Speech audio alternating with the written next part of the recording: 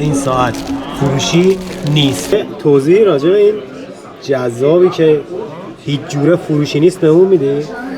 این عرضم به خدمتتون که اولین ساعتیه که پدر بزرگم تقریباً 80 سال پیش خریداری کرده.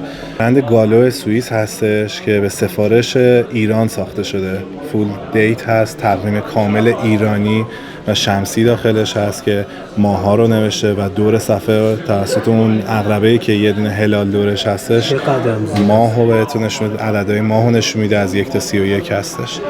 جواهر داره، موتورش کوکی و اتوماتیک هستش، بندش طراحی و ساخت خودم هستش که با پوست پیتون آفریقایی ساخته شده. ساعت بی‌نظیریه.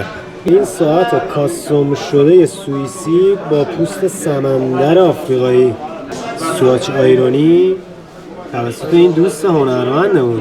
تیکه های پوست سمندره رو میاری که تو این به کار بردی؟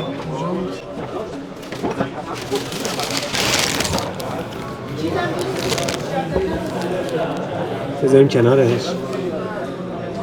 این پوست، اینم ساعت. چی میگن؟ میگن آرتیست.